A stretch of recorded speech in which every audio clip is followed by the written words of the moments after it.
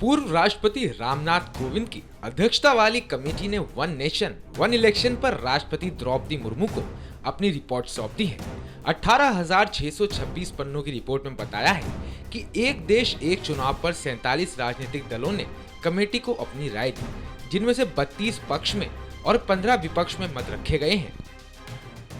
One nation one election पर panel ने कहा कि पहले एक साथ चुनावों के लिए सभी राज्य विधानसभाओं का कार्यकाल अगले लोकसभा चुनाव यानी 2019 तक खत्म होने वाले समय के लिए किया जा सकता है।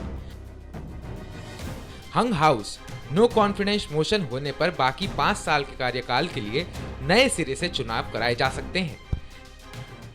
पहले फेज में लोकसभा विधानसभा चुनाव एक साथ कराए जा सकते हैं। उसके बाद दूसरे फेज में 100 दिनों के भीतर लोकल बॉडी के इलेक्शन कराए जा सकते हैं। चुनाव आयोग लोकसभा, विधानसभा, स्थानीय निकाय चुनावों के लिए राज्य चुनाव अधिकारियों के परामर्श से सिंगल वोटर लिस्ट और वोटर आईडी कार्ड तैयार करेगा। रिपोर्ट में यह भी कहा गया कि विधि आयोग के प्रस्ताव पर सभी दल सहमत हुए तो यह 2029 से ही लागू होगा। साथ ही इसके लिए दिसंबर 2026 तक 25 राज्यों में विधानसभा चुनाव कराने होंगे। एक देश एक चुनाव लागू करने के लिए कई राज्य विधानसभाओं का कार्यकाल घटेगा। जिन राज्यों में विधानसभा चुनाव 2023 के आखिर में हुए, उनका कार्यकाल बढ़ाया भी जा सकता है। विधानसभाओं के पहले चरण में 8 राज्य होंगे, जहां जून 2024 में वोटिंग होगी। आंध्र प्रदेश, अरुणाचल प्रदेश, ओडिशा और सिक्किम का कार्यकाल जून 2024 में ही पूरा हो रहा है। हरियाणा, महाराष्ट्र, झारखंड और दिल्ली के कार्यकाल में 5 से 8 महीने कटौती करनी होगी।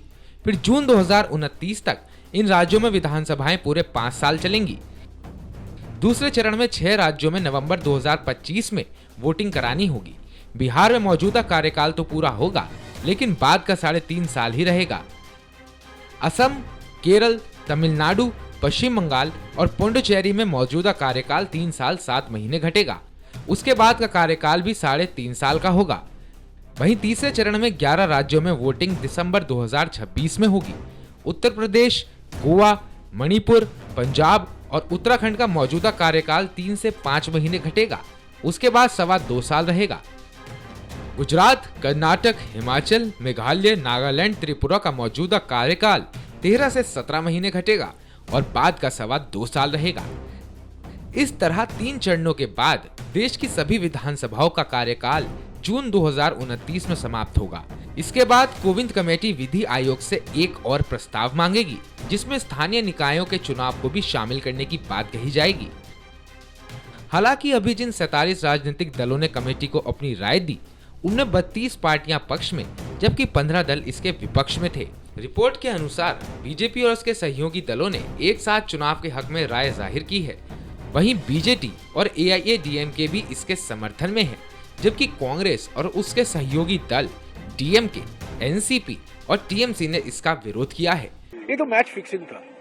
ये समिति मैच फिक्सिंग समिति थी और नरेंद्र मोदी की मंशा क्या है, उनकी मानसिकता समझ लीजिए।